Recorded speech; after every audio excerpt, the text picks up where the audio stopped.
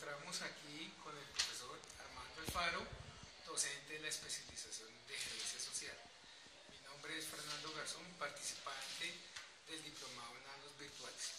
La primera pregunta para el profesor Armando Alfaro es ¿cómo debería ser la evaluación en el contexto universitario?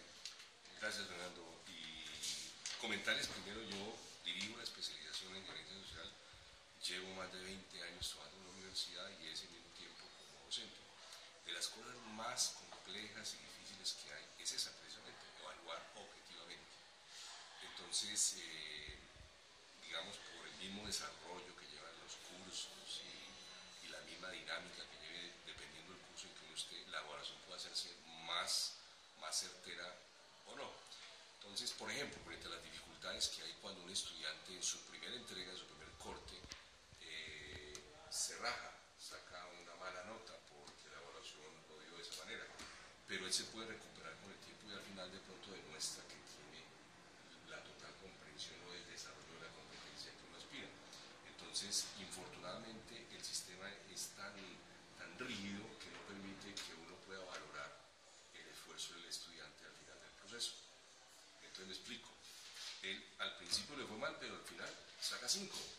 Entonces si sacó 1 al comienzo, la nota va a ser regular, pero finalmente él demostró que la competencia era la que él esperaba. Entonces, ¿qué pasa? La evaluación es lo más complejo.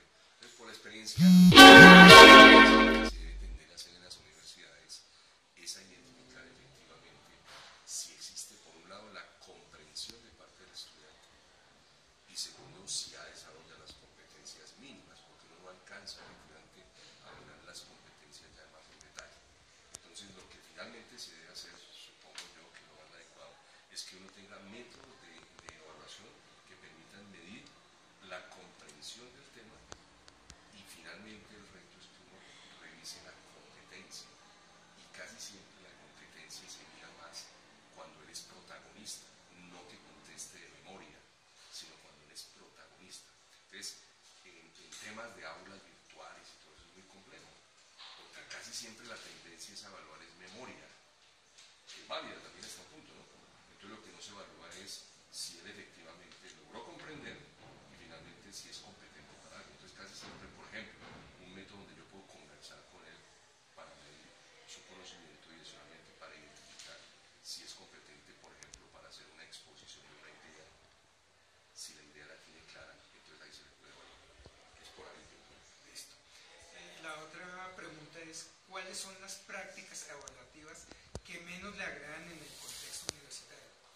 Entonces, en el contexto universitario, lo que más facilita es por ejemplo, hacer pruebas, porque son a veces muchos estudiantes, entonces facilita mucho hacer el ejercicio de pruebas que son de respuestas múltiples, donde uno va, en la presentación de la pregunta, uno va llevando pistas para que el estudiante recuerde por memoria, recuerde más o menos el contexto del tema y le da una alternativa donde alguna de las alternativas es la adecuada. Yo uso mucho esa, ¿cierto?